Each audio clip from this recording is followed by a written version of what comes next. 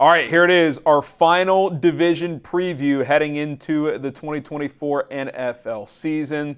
Already have a game in the books from Thursday night, and it's time to take a look at the NFC North. We got the Lions, Packers, Bears, and Vikings. And I'll just say this off the top, I think this is going to be the best division in football this year and maybe for the next several years. This is for Verts. My name is Harrison Graham.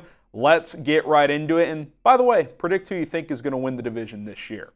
All right, let's start with the Detroit Lions. Are the Lions Super Bowl or bust? And some would say, if not, they're very, very close. They enter 2024 with, I don't know, the highest expectations in the history of their franchise. I mean, you can't dismiss what Dan Campbell has built over the last couple of years. He takes over a disastrous situation from Matt Patricia. Did not look good early. Year one wasn't very good. Year two started really ugly, but then they rallied, got to 9-8, prevented the Packers from making the playoffs, and then last year get all the way to the NFC Championship game, and we're really a couple of Josh Reynolds drops away from probably going to the Super Bowl. And guess what? Everyone that matters is back. All their key players returned or got extended, like Jared Goff, Amon-Ra St. Brown, Penei Sewell, and several others. You got young guys like Aiden Hutchinson back. Jahmyr Gibbs is a year older. Still have David Montgomery. Offensive line is loaded. Defensive front seven's pretty good as well. They added DJ Reader to the mix. We'll see how big of a role he has this year. And arguably most importantly, both coordinators are back. Most people thought Ben Johnson would go take a head coaching job. He did not. He is back calling plays, and Jared Goff has flourished with him. And Aaron Glenn, say what you want. I know some people have mixed feelings about him, but continuity is usually pretty valuable, and he's back as the defensive coordinator as well. So I think you got to feel pretty good about where Detroit is heading into this season. I think something that's really worth pointing out with Detroit is a little schedule quirk that bounces in their favor, in my opinion. Jared Goff historically is a really good dome quarterback. Indoors, he plays at a very high level. Now, he's proved at times he can win big games in tough environments outdoors, knocking off Green Bay at Cold Lambeau Field a few years ago. He won a playoff game in Seattle when he was with the Rams. Obviously, he's won outdoor games. It's not a Tua situation where he completely falls off a cliff in tough conditions, but he's much better indoors because he doesn't have the strongest arm. He has smaller hands, and when the conditions are perfect, he plays at a much higher level. Well, guess what? Detroit plays in a dome, and 14 of their 17 total games are indoors. That matters. Their only outdoor games are at Chicago, at Green Bay, and I forget the other one, but 3 out of 17, I mean, even if you lose all those, we know the Lions are going to win most of their indoor games. So I think that's something that benefits Detroit as well, not only just the fact that Goff's a good player and a lot of their key guys are back. My biggest question for this football team is this. How's the secondary going to play? That's one thing they haven't really figured out in the last few years. Obviously, they drafted Jeff Okudah a few years ago in the top 5. That didn't pan out. They did trade for Carlton Davis this offseason. I think he's a little over the hill, but he should at least be an upgrade from what they've had at corner. But I think secondary is the position to watch. That was clearly their biggest weakness last year, and I think that's something to watch for this year, as at times they can get picked apart. You can, I mean, even at a joint practice in training camp, the Giants and Malik Neighbors kind of had their way against Detroit. So we'll see how it goes once the season gets rolling here. But I think that's an area where if they can improve a little bit, that front seven's pretty good, and obviously they're going to score a lot of points offensively. Look, I think this feels like a massive year for Detroit. Green Bay and Chicago are coming. Those are two young teams that are on the rise. Obviously, Detroit has locked in a lot of their key players. It isn't all or nothing this year, but you can make a strong argument that this is their best chance to kind of be the clear front runner in the NFC North and, you know, challenge a team once again like the 49ers to win the NFC Championship game. So I think Detroit really bodes well going into this season. They play hard under Dan Campbell. He's an aggressive-minded guy, and continuity on the roster and the coaching staff, I think, goes a long, long way, especially when it's good continuity, guys that have had success. And obviously this group had a ton of success last year. Let's go to Green Bay, who finished last year very strong. And, are the Packers for real? Because things did not look great the first half of the 2023 season, but Jordan Love got hot. The Packers got hot. They won a playoff game, almost won a second one against the 49ers. They just dismantled Dallas this past playoffs. So we're going to dive into them here in just a second. But first, subscribe today to Verts. We're going to continue to provide free NFL and college football YouTube videos every single day, sometimes multiple videos per day. We'll put up some YouTube shorts as well. Check out the community tab for some polls and other posts. Hit the subscribe button. We're at 2,300 subscribers. Let's get to 3,000 as soon as possible. It's free. Got you covered all things football here on Verts. All right, clearly the Packers are all in on Jordan Love with what they paid him. They made him, essentially the highest paid quarterback in the NFL. But, it's a bit of an interesting one, right? He's had one half of one really good season, right? He hasn't even had a full good year yet. Sat for 3 years, did not play well the first half of last year, but the second half he played really, really well, so he's planning on proving Green Bay right. And look, he looked the part down the stretch. Say what you want, it's a small sample size. There's certainly a little bit of risk here, but I think he had 19 touchdowns to 1 interception over the final 8 games or something like that. Played pretty good in the playoffs. He looked like the real deal. Strong arm, moves around, dancing in the pocket, can make all the throws. He's got a good young receiving core, and most importantly, he's got Matt Lafleur. I mean, he's got Matt Lafleur, which is very, very big, and that goes a long way. I do wonder, and we'll get to the Vikings here in a little bit, how big of a loss Aaron Jones is. I reacted like this in real time, and I still feel this way.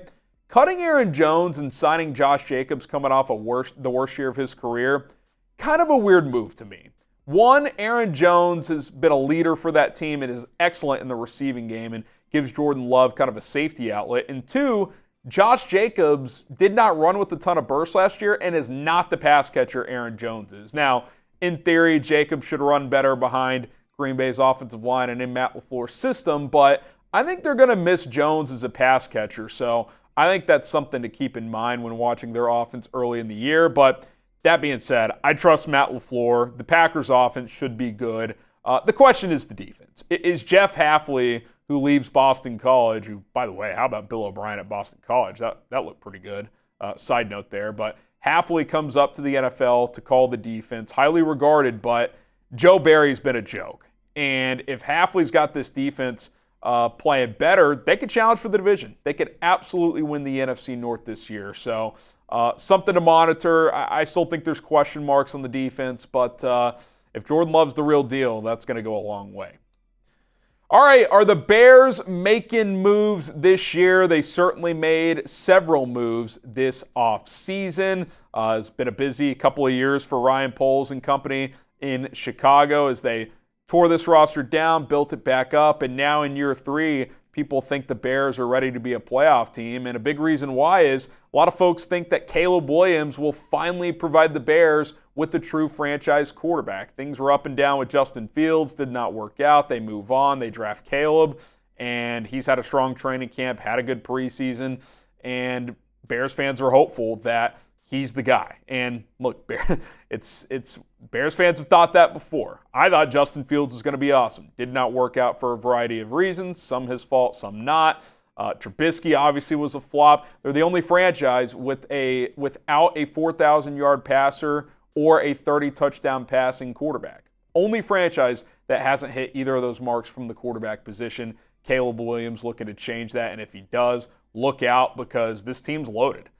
They have a great receiving trio with DJ Moore, Keenan Allen, and Rome Odunze. They added DeAndre Swift as well. Bring in Kevin Byard, who I think is a pretty clear upgrade from Eddie Jackson in that secondary, which is already a very good group. 22 picks a year ago, led the NFL.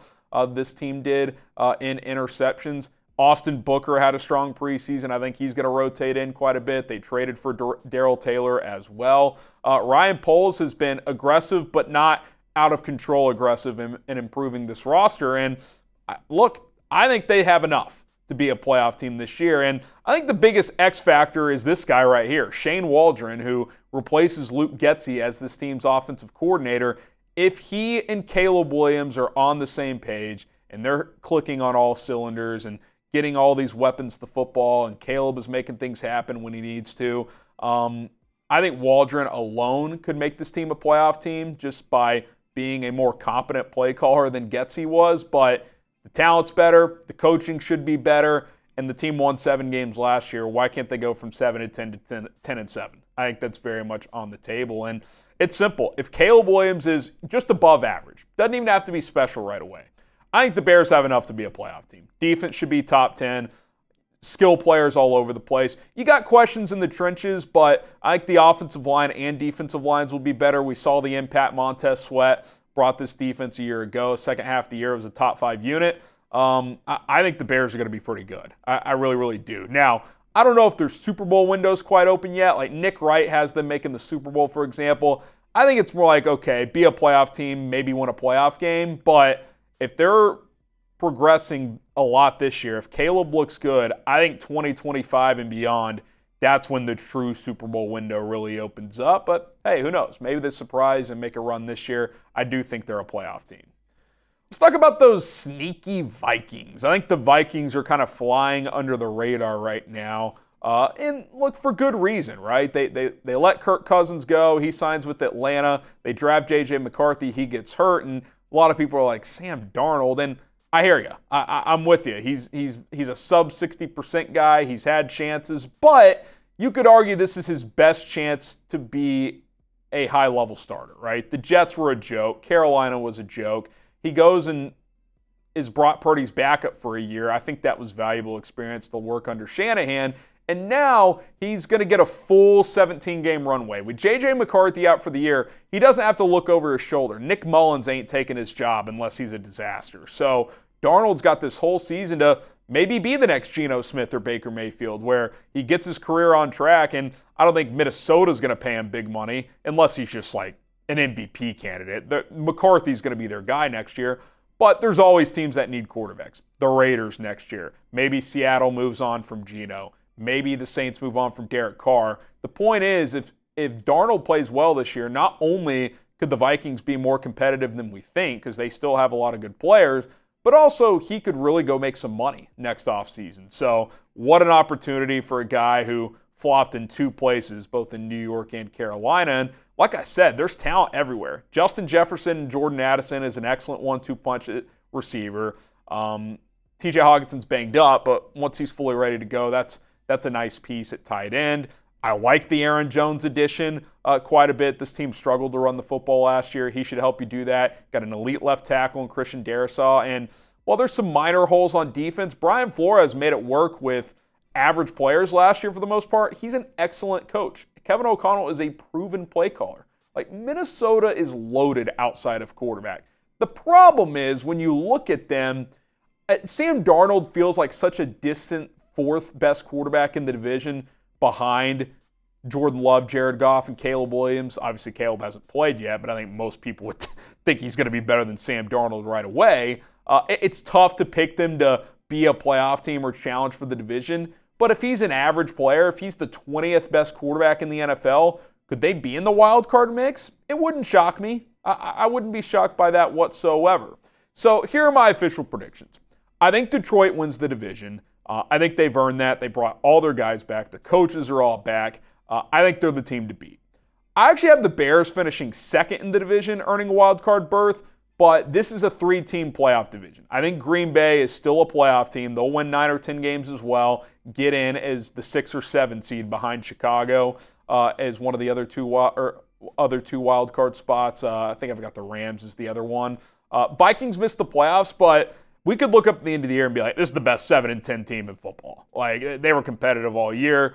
You know, Sam Darnold just wasn't quite good enough. I could certainly see that being the case. And again, I think this is going to be the best division in football. Make sure to predict who you guys think is going to win the NFC North this year. My name is Harrison Graham. Subscribe to the channel, youtube.com/@4verts. Share it with a friend. We continue to grow. We appreciate you guys so much.